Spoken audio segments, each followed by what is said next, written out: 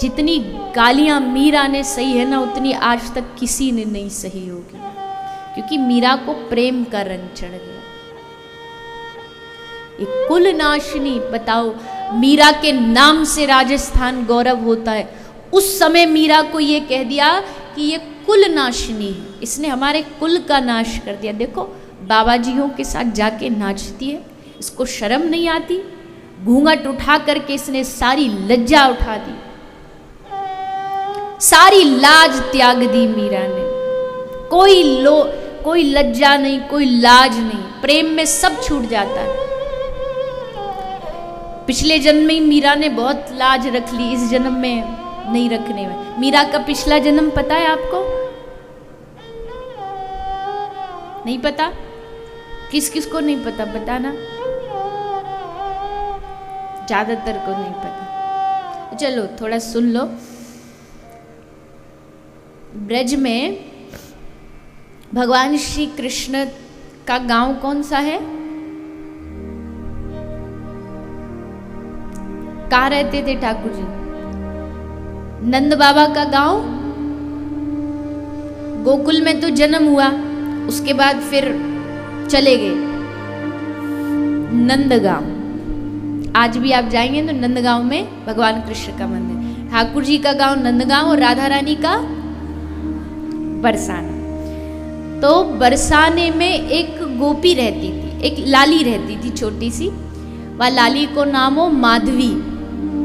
ब्रजभाषा सुनोगे? लाली को का नाम हो? माधवी। हमारे ब्रज में जो लड़की होती कन्या, उसको या तो लाली कहते या छोरी कहते, तो वह लाली को नाम माधवी हो। अब वह जमाने में कहा कि छोटे छोटे जो बालक होवे उनको ब्याह कर दे। फिर बाद में होता था गौना, जब वो बड़े हो जाते। तो माधवी का ब्याह हो गया नंदगांव के चंदू नाम के ग्वाला से। अब छोटी सी माधवी धीरे धीरे धीरे धीरे बड़ी हुई। अब उसका गौना होने वाला है, अब वो ससुराल जाने वाली है। तो माधवी की जो माँ है वो माधवी को ससुराल जाने के लिए तैयार कर रही है। जैसे करती है ना माँ, सिखाती है बेटी को ऐसे सम्मान करना, सास का ये करना, वो बनाना, ये खिलाना पिलाना। तो वो उसको तैयार करी। और तैयारी में सबसे मुख्य बात माधवी को क्या सिखा रही है? बेटी देख, तू जा रही है नंदगांव। उस नंदगांव में एक बहुत बड़ा जादूगर रहता है। वह एक बहुत बड़ा जादूगर रहता है। और माधवी, लाली, मैंने सुनी है इतनो तगड़ो जादूगर है कि आंख से ही सबको वश में कर लेता है। सबको अपनी आंखों से देखता है और बस फिर सब उसके इशारों पर नाचने लगते हैं। और सुन एक और मुख्य बात, जैसे जादूगर के पास एक छड़ी होती है, उसके पास भी एक छड़ी है। कौन सी छड़ी? बांसुरी। ये हुआ जादूगर की छड़ी, यंत्र है उस जादूगर का सबको वश में करने का। जब किसी को वश में करना होता तो क्या करता है? कदम पे खड़े होकर के बांसुरी बजाता है। और जिसके कान में बांसुरी गई, समझो वो काम से गया। बड़ी खतरनाक बांसुरी बजाता है, बड़ी खतरनाक। तो मैया मैं क्या करूं? कभी बांसुरी उसकी बजी और मेरे कान में आ गई तो मैया बोली, ले ये रुई ले जा, रुई ले जा। जब जब तुझे लगे कि बांसुरी बजा, कान में एकदम भर के कान बंद कर ले, सुन मत लेना गलती से भी, नहीं तो तेरा बसा बसाया घर उजड़ जाएगा। हाँ मैया ठीक है, ठीक। कहीं तो को राग गली गैल गिरारे में कहीं ठाड़ो मिल जाए, वो टेढ़ो ऐसो ही करे। जब भी पानी भरने वो पी जावे, जब भी तो वहीं ठाड़ो मिले रास्ता में, तो जब भी कहीं मिल जाए देख के तुरंत वापस यू टर्न। वह गली जानो नहीं जाऊं टेढ़ो ठाड़ो मिले, वो तुरंत वापस आ जाइए। हाँ मैया ठीक कह रही हो। माधवी को मैया की बात बड़ी अच्छी लग रही कि हाँ माँ बड़ी समझदारी वाली बात कर रही है। सिखा पढ़ा दी माधवी। अब अगले दिन माधवी का ससुराल जाने का समय आया। चंदू वहां से बैलगाड़ी में अपनी बहू लेने आ रहा था। तो जैसे वो आ रहा था तो ठाकुर जी मिल गए। ठाकुर जी ने कही, चोरे लाला कहाँ जा रहे हो? बड़ो सज धज के तैयार है के, बड़ो बढ़िया तेल वेल लगा के। तो चंदू शर्मा के बोलो, लाला ससुराल जा रहे हैं। ठाकुर जी बोला, अच्छा बहू लेने जा रहे हो? हाँ हाँ लाला बहू लेने जा रहे। अच्छा ठीक है, पहले वहां को मोड़ो, हमको ही दिखाइयो। हाँ हाँ बिल्कुल लाला, ये कोई कहवे वाली बात है, पहले तो मोड़ो तुमको ही दिखाऊंगा। तो चंदू गया, जाके बहू बिठाई बैलगाड़ी में, और बैलगाड़ी आ रही है नंदगांव की ओर। और जैसे नंदगांव के बॉर्डर में बैलगाड़ी की एंट्री हुई, सो वहीं नंदलाल खड़े मिल गए, सामने खड़े। तो ग्वाला ने कही, अरे लाला वाह वाह वाह, बड़े आनंद है गए, देख अब सबसे पहले अपने कन्हैया को ही अपनी बहू को मोड़ो दिखाऊंगा। और जैसे उसने कही कृष्ण कन्हैया, तुरंत माधवी एकदम सावधान, वही है मैया ने जिससे बचवे के ताई हमते बोली, सोई ठाड़ो है, तो अब क्या करूं? सो अब तक इतनो सो घूंघट कर रखो, अब इतनो लंबो घूंघट कर लियो ताकि दिखाई ना दे जाए, कहीं गलती ते भी कहीं कोने वोने में थे। ऐसे करके बैठ गए। तो ठाकुर जी बोले, लाला दिखवा, भाभी जी को मोड़ो दिखवा। तो चंदू बोलो, अजी सुनती हो, देख हमारे लाला को मोड़ो दिखा दो। तो भीतर माधवी घूंघट में तो बोल तो कुछ रही नहीं, तो इशारा करके बोली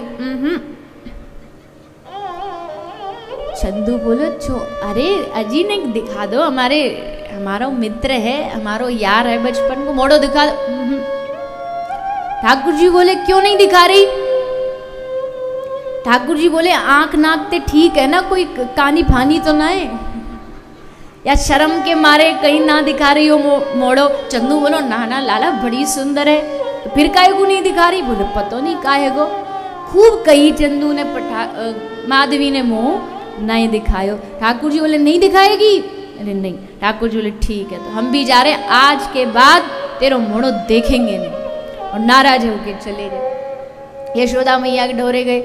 अब जब भी कोई ब्रज की बहू आती ना, तो पहली मुख दिखाई यशोदा और यशोदा का लाला, ये दो ही करते थे। तो यशोदा बोली, चल रे लाला, आज वह चंदू की बहू आई है, चल तो वो मोड़ो दिखा लाऊं। ठाकुर जी बोले, खबरदार वह को नाम लियो तो,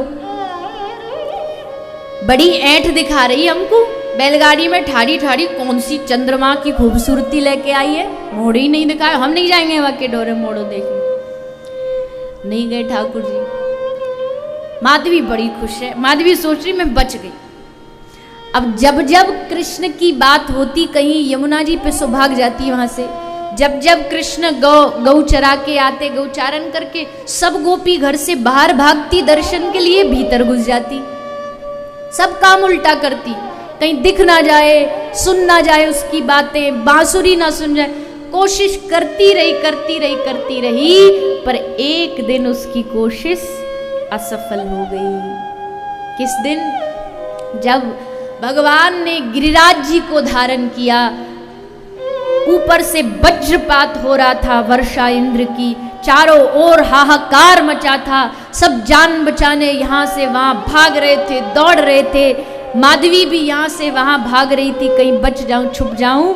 तभी भागते भागते भागते भागते उसके सर का जो घूंघट है, जो पल्ला है साड़ी का, वो नीचे गिर गया।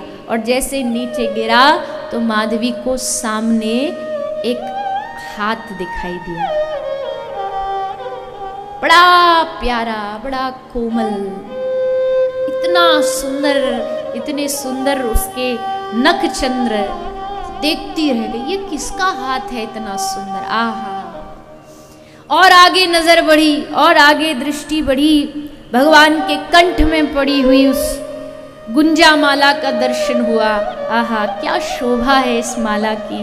कंठ का दर्शन हुआ, और ऊपर बढ़ी, ठाकुर जी की सुंदर सुंदर मुस्कुराहट का दर्शन हुआ, और आगे बढ़ी, ठाकुर जी के नयनों को देखा, और नैनों को देख करके बस वहीं के वहीं अटक गई।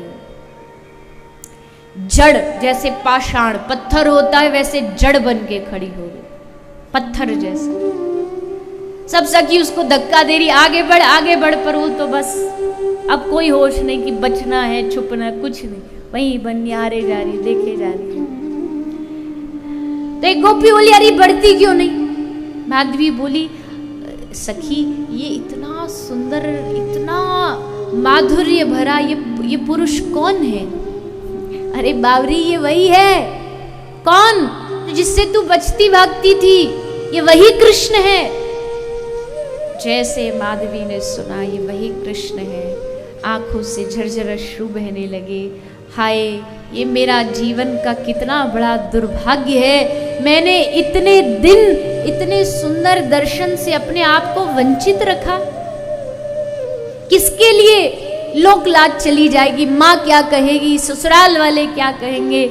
माधवी कहती है आज मैं अपनी सारी लोक लाज को उठा के फेंक दूंगी, जो कृष्ण और मेरे बीच में बाधा बने उस घूंघट को उठा के मैं हमेशा के लिए हटा दूंगी। वो वही माधवी अगले जन्म अगले अवतार में कली काल में भक्तिमती मीरा के रूप में प्रकट हुई। सब लोक लाज उतार दी, घूंघट की लाज उतार दी।